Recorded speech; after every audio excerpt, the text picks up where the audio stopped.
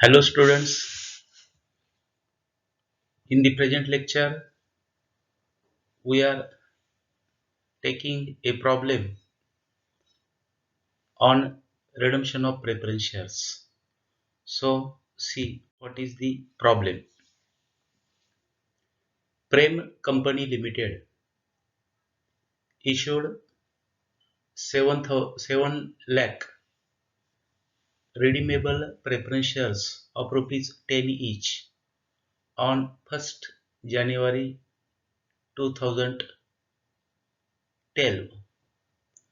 Such shares were redeemable at a premium of 10%.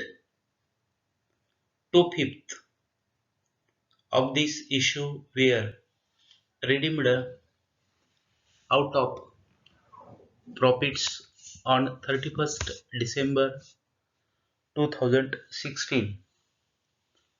On 31st March 2019, the company issued 5 lakh equity shares of rupees 10 each at a premium of rupees 4 per share. Out of such proceeds,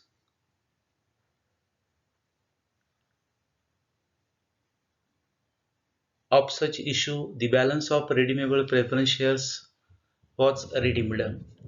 Give the necessary journal entries to record about transaction in the books of the company. After reading a problem, we know that what exactly facts are provided in the problem and what exactly asked for answer. Redeemable preference shares जे मराठीमध्ये त्याला आपण म्हणतो अग्राह्य भागावरची जी रक्कम आहे त्याची परतफेड करणे, ते पैसे परत देणे. यामध्ये आपल्याला असं प्रॉब्लेममध्ये वाचल्यानंतर असं लक्षात येतं की 7 लाख रिडीमेबल प्रेफरन्स शेअर्स होते. एकाची फेस व्हॅल्यू 10 रुपये होती. म्हणजेच 7 लाख गुणिले 10, 70 लाख रुपये आपल्याला कॅपिटलची रक्कम आपण घेतली होती 1 जानेवारी 2012 ला. आता ही रक्कम आपल्याला परत करायची. ही रक्कम कशी परत करायची की 10% प्रीमियम देऊन परत करायची. म्हणजे 70 लाखाच्या 10% म्हणजे 7 लाख, म्हणजे टोटल रक्कम परत करायची 77 lakh. It is as usual, म्हणजे नेहमीप्रमाणे झालं. 70 लाख कॅपिटलची रक्कम, 10% प्रीमियम म्हणजे 7 त्याच्या 10% म्हणजे 7 लाख, म्हणजे टोटल रक्कम द्यायची 77 lakh. Instead of redemption at one time, 2 stages have been made for redemption. आता हे एकदम पैसे न देता याचे 2 टप्पे केले. पहिल्या टप्प्याचे पैसे कधी देणार? 2 म्हणजे 2 वेळा पैसे परत करणार, म्हणजे ही रक्कम डिवाइड होणार. आतापर्यंत जे प्रॉब्लेम घेतले त्याच्यामध्ये वन टाइम सेटलमेंट होती, वन टाइम रिपेमेंट होतं. आता इथं दोन टप्पे केले. एक काही रक्कम 31 डिसेंबर 2016 ला परत केली.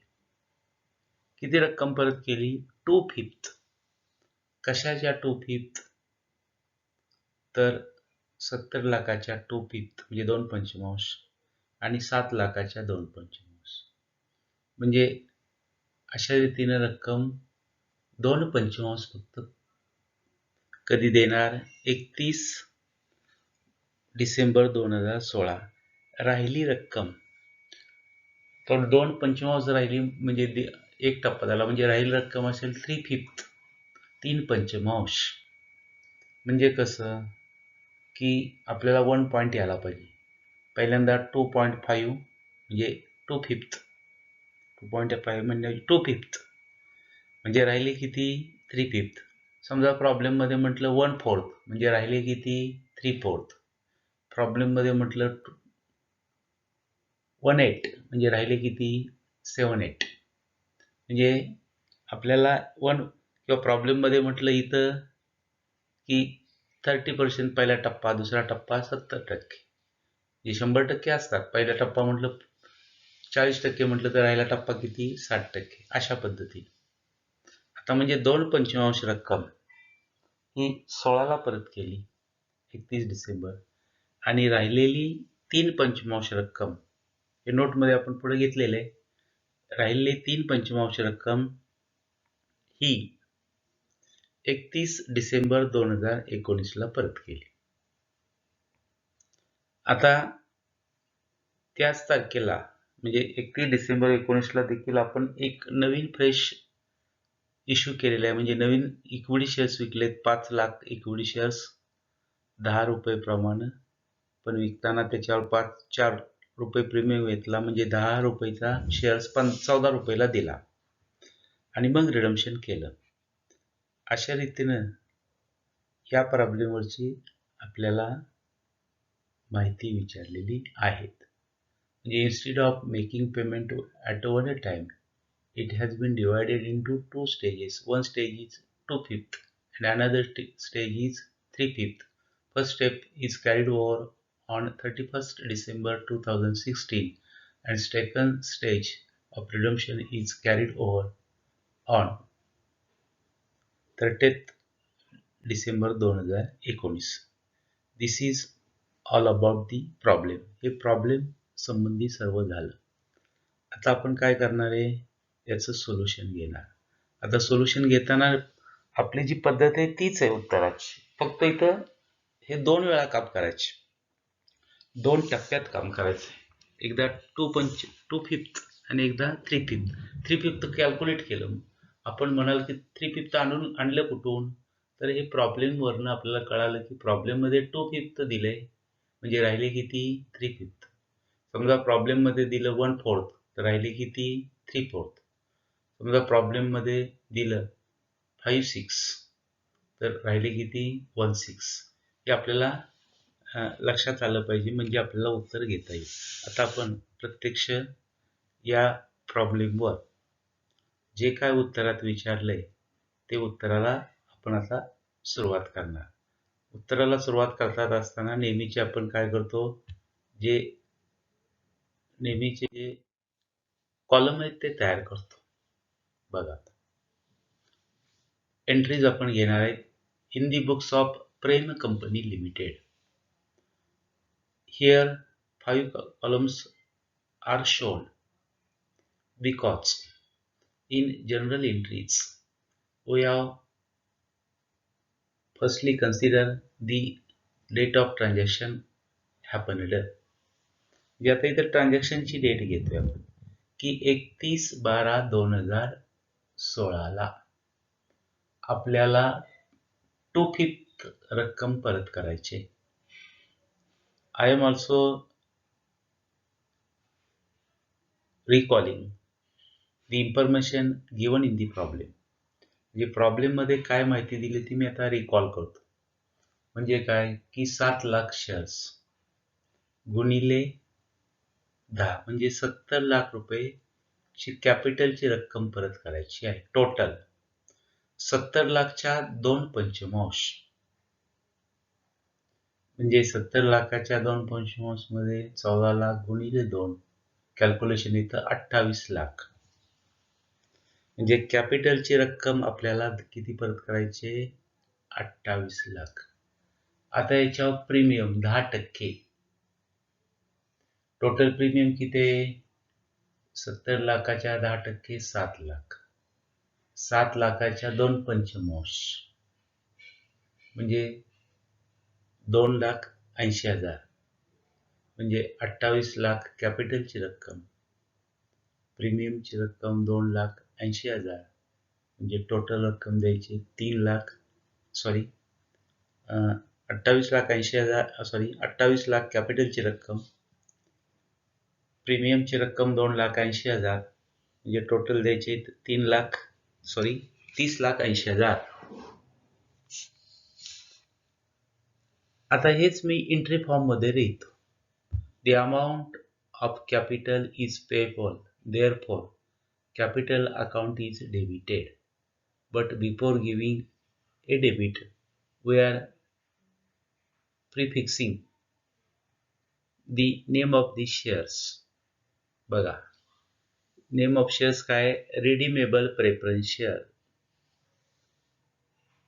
Capital account debit, capital account debit 28 lakh. Premium on redemption of preference shares account debit 2,80,000. 2. Redeemable preference share holders account 30,80,000.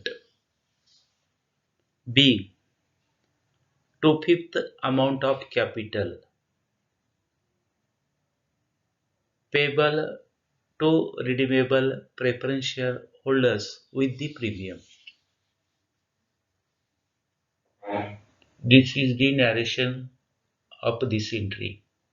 हे नॅरेशन आपण वेगळ्या वेगळ्या पद्धतीने लिहू शकतो, but the message of narration should be specific and it should convey what you want to say.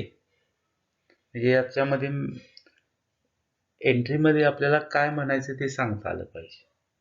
की एंट्रीमध्ये आपण असं जरी लिहिलं आणि एंट्रीचं नॅरेशन असं लिहिलं तरी वेगळ्या पद्धतीने थोडक्यात पण लिहिता येतं. Being amount of capital and premium payable to redeemable preference share holders.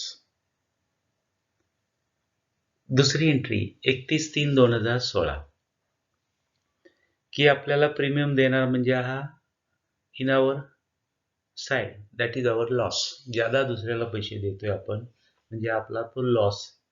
आता लॉस म्हणजे आता इथं प्रॉब्लेम मध्ये सांगितलेलं काही असेल किंवा नसेल तर समजायचं काहीच प्रॉब्लेम मध्ये नाही, तर कंपनी हॅज सफिशियंट प्रॉफिट म्हणजे कंपनीला पुरेसा नफा आहे. म्हणजे आता कंपनीला नफा आहे म्हणजे नफ्यातून हा लॉस ऍडजस्ट करणार, म्हणजे प्रॉफिट अँड लॉस अकाउंटला डेबिट देणार आणि premium on redemption of preference शेअर्सला क्रेडिट देणार. बाय एंट्री किती प्रीमियमचा लॉस आहे या स्टेजला, या स्टेजचं बघतोय, टोटल नाही, 2,80,000. Profit and loss account debit 2,80,000. 2. Premium on redemption of preference shares account 2,80,000. बी. Provision made from profit for premium on redemption. 2 entry झाल्या. तिसरी एंट्री की आपल्याला कॅपिटल रिडम्पशन रिझर्व्ह तयार करायचा असतो किंवा त्याला आपण म्हणतो कॅपिटल रिडम्पशन रिझर्व्ह. या तारखेला 31/12/16 मूळ कॅपिटलची रक्कम किती द्यायची? 28 लाख. या तारखेला कोणत्या आणखी शेअर्स मार्केटमध्ये याच कंपनीने काही इश्यू केला का शेअर्स? या तारखेला कोणत्याही प्रकारचा शेअर्स कंपनीने इश्यू केलेला नाही. त्यामुळे आपल्याला मूळ रक्कम परत करायची म्हणजे कॅपिटल रक्कम लक्षात घ्यायची, प्रीमियमची घ्यायची नाही. म्हणजे कॅपिटलची रक्कम आहे 28 लाख. म्हणजे आपल्याला 28 लाखाचा कॅपिटल रिडम्पशन रिझर्व्ह तयार करायचा आहे. कॅपिटल रिडम्पशन रिझर्व्ह तयार करायचं आहे कशातून करायचं आहे की प्रॉब्लेम मध्ये काहीच सांगितलं नाही. म्हणजे company has, it is assumed that the company has sufficient profit, therefore it is possible to create that reserve capital redemption reserve from profit, म्हणजे प्रॉफिट मधून तयार करायचं. 31/12/2016 profit and loss account debit 28 lakh रुपयेचा फंड तयार करणार.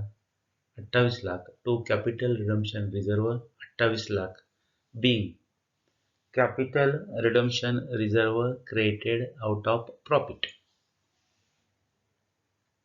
Last entry या तारखेची आता डायरेक्ट पेमेंट करणार. पेमेंट करणार म्हणजे काय? 31/12/2016 या तारखेला किती पेमेंट करणार आपण? प्रीमियम आणि कॅपिटल म्हणजे 30,80,000. कॅपिटल ज्यांना पेमेंट करणार त्यांना डेबिट आणि बँक अकाउंटला क्रेडिट. पहा, redeemable preference share holders account debit 30,80,000. हे पहिल्या एंट्रीमध्ये याला क्रेडिट दिलं होतं, लास्ट एंट्रीला याला डेबिट देणार. To bank account 30,80,000. बी payment made to redeemable preference share holders. पण हे पेमेंट किती आहे? तर एकंदर पेमेंटच्या 2/5 म्हणजेच 77 लाखाच्या 2/5 आहेत. म्हणजेच दोन पार्ट यामध्ये झालं. कॅपिटल होतं 70 लाख, याच्या 2/5 म्हणजे 28 लाख. प्रीमियम होता 7 लाख, याच्या 2/5 म्हणजे 2,80,000. म्हणजे बेरीज झाली 30,80,000. अशा रीतीनं पहिला टप्पा संपला. म्हणजे 31/12/2016 आपण किती एंट्री केल्या? 4. The number of entries depend upon the information provided in the problem. The situation cannot remain the constant. Therefore, we are considering the changing environment or the exact information provided in the problem. On that direction, we are moving our answer. आता दुसरा टप्पा, रिडम्पशनचा दुसरा टप्पा म्हणजे दुसरी stage. आता कधी ही दुसरी स्टेज करायची? 31/12/2019 करायची. पण याच तारखेला कंपनीनं नवीन इक्विटी शेअर्स मार्केटमध्ये विकले, त्याची पहिल्यांदा एंट्री. किती विकले? 5 लाख. एकाची किंमत किती होती? 10 रुपये. विकताना कितीला विकला? 14 रुपये. म्हणजे 10 रुपये कॅपिटल पोर्शन, 4 रुपये प्रीमियम पोर्शन, म्हणजे 14 रुपयाला विकला. म्हणजे 5 लाख गुणिले 14 म्हणजे यांचा गुणाकार येतो 70 लाख. म्हणजे 70 लाख रुपये मिळाले. Bank account debit 70 lakh to equity share capital. आता इथं कसं करायचं? 5 लाख गुणिले 10 म्हणजे 50 lakh. To equity share premium account 5 lakh गुणिले 4 20 lakh. being 5 lakh equity shares of ₹10 each issued at a premium. म्हणजे ही एंट्री झाली की आपण या तारखेला दुसऱ्या स्टेजच्या वेळेला इक्विटी शेअर्स मार्केटमध्ये 70 लाखाचे विकले, पैसे आले. यातला काही पोर्शन कॅपिटल आहे, म्हणजे 50 लाख पोर्शन कॅपिटल आहे, 20 लाख पोर्शन प्रीमियम आहे. आता यानंतर 3/5 रक्कम आपल्याला पेबल दाखवायची. म्हणजे कॅपिटलची रक्कम होती 70 लाखाच्या 3/5 म्हणजे 42 लाख आणि प्रीमियम होता 7 लाख, याच्या 3/5 4,20,000. म्हणजे टोटल रक्कम द्यायचे 46,20,000. राहिलेली रक्कम शेवटचा टप्पा, दुसरा टप्पा म्हणजे कॅपिटलला डेबिट देणार, प्रीमियमला डेबिट देणार आणि होल्डर्स अकाउंटला क्रेडिट देणार. बाय एंट्री प्रीफिक्स आणि सलफिक्स असं जो आपण म्हणतो तसं प्रीफिक्स म्हणजे कॅपिटलच्या अगोदर शेअरचं नाव लिहिणार. रिडीमेबल प्रेफरन्स शेअर हे झालं आणि परत कशाची रक्कम आहे? कॅपिटलची. Capital account debit 42 lakh. हे कुठून 42 लाख आणले? 70 लाखाच्या कॅपिटलच्या 3/5 म्हणजे 3/5 म्हणजे 3/5 म्हणजे 42 lakh. Premium on redemption of preference share account debit हे 7 लाखाच्या 3/5 म्हणजे 4,20,000. म्हणजे total to redeemable preference share holders 46,20,000. Being remaining amount म्हणजे किती? रिमेनिंग 3/5 आहे.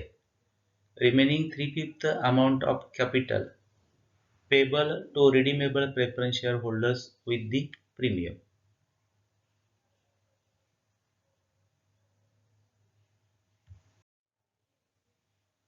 आता दुसरी एंट्री की प्रीमियमचा लॉस आपल्याला भरून घ्यायचं. आता इथं आपल्याला लक्षात आलं की पहिल्या एंट्रीमध्ये आपल्याला प्रीमियम मिळाला आहे. पहिल्या एंट्रीमध्ये म्हणजे आत्ताच्या पहिल्या एंट्रीमध्ये प्रीमियम मिळाला आहे 5 लाख शेअर्सवर 4 प्रमाणे 20 लाख. या प्रीमियम मधून आपण आता आपण दुसऱ्याला प्रीमियम आपल्याला प्रीमियम मिळाला त्यातून आपण दुसऱ्याला प्रीमियम देणारी ती रक्कम ऍडजस्ट करू शकतो. प्रॉफिट अँड लॉस अकाउंटला केली तरी चालते. परंतु इथं आपल्याला प्रीमियम दिसतोय म्हणून अगोदर पहिल्यांदा आपण प्रीमियमला घेणार. म्हणजे वरती प्रीमियम मिळालाय 20 लाख. आपल्याला आता लॉस त्याचा झालाय 4,20,000. म्हणजे हा बिअर केला. मग कशातून हे कव्हर केलं? शेअर प्रीमियम मधून केलं. म्हणजे share premium account debit 4,20,000 to premium on redemption of preference share account 4,20,000. Being provision made from share premium account for premium of redemption. ही एंट्री आपण केली.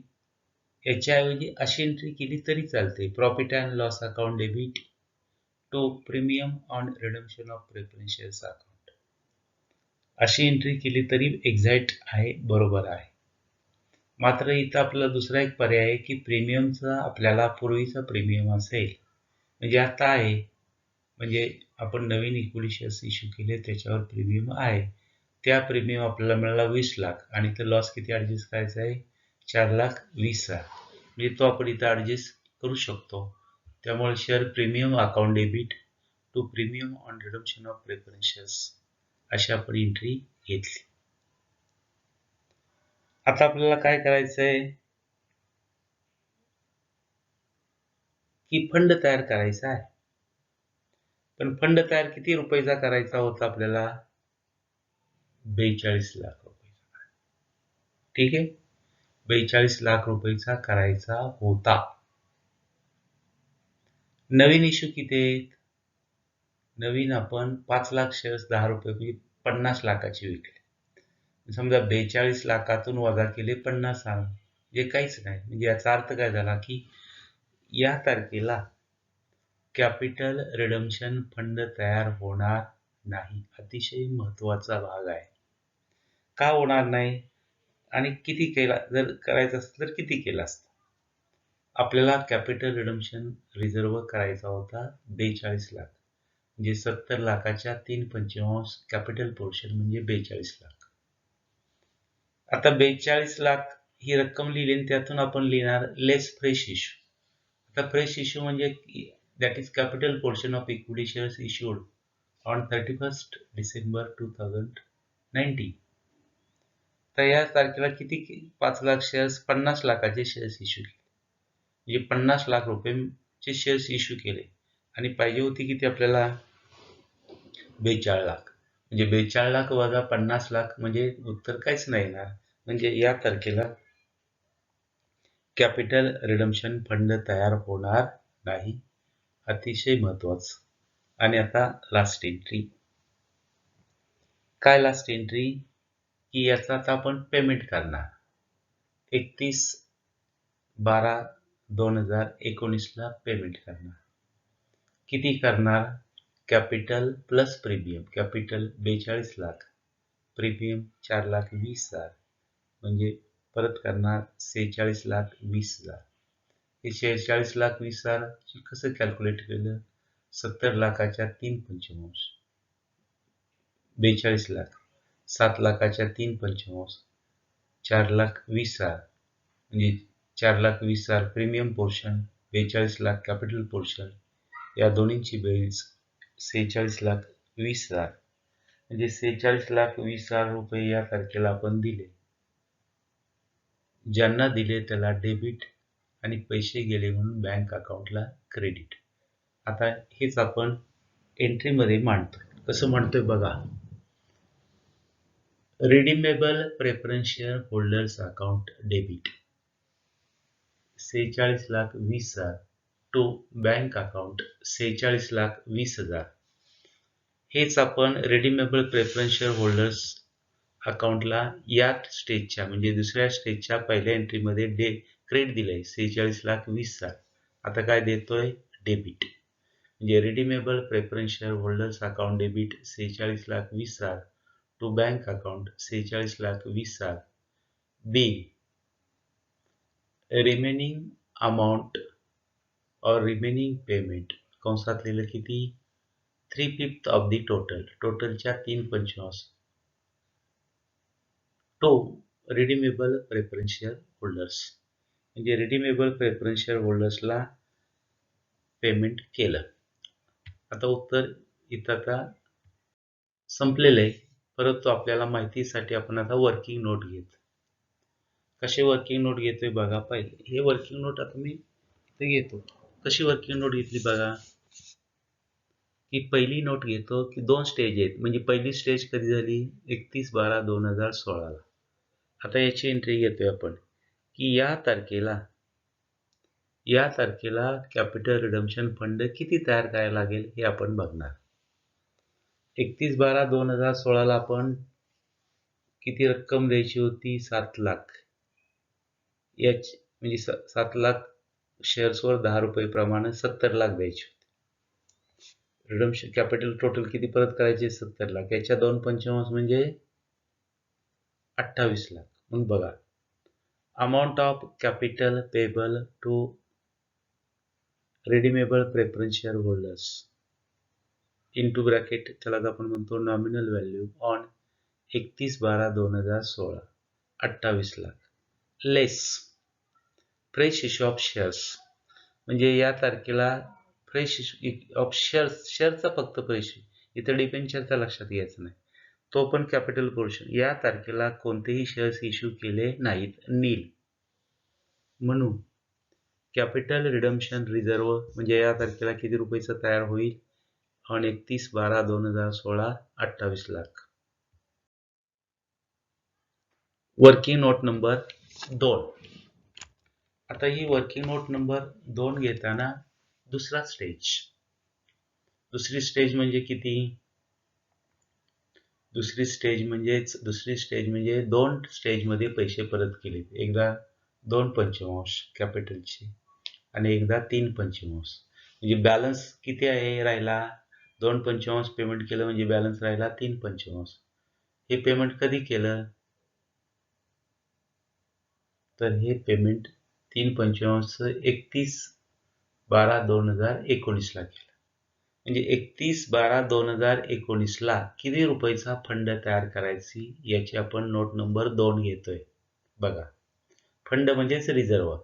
Capital redemption reserve on 31/12/2019 particulars rupees.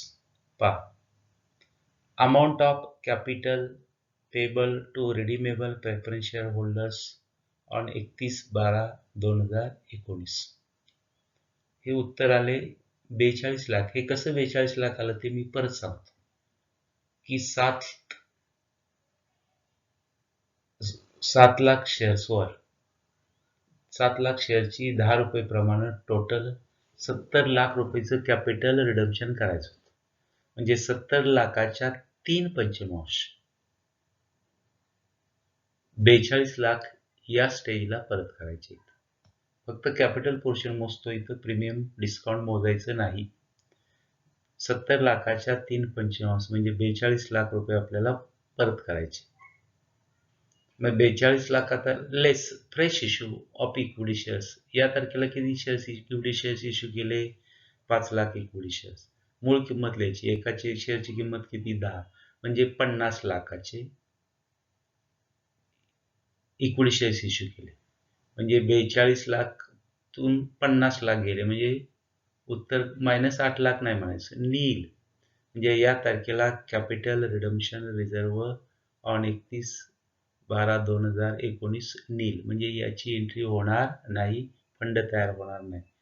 त्याचं तात्पर्य दिलंय, conclusion दिलंय. Hence There is no need to create capital redemption reserve because nominal value of issued equity share is more than the amount of capital payable to redeemable preference share holders.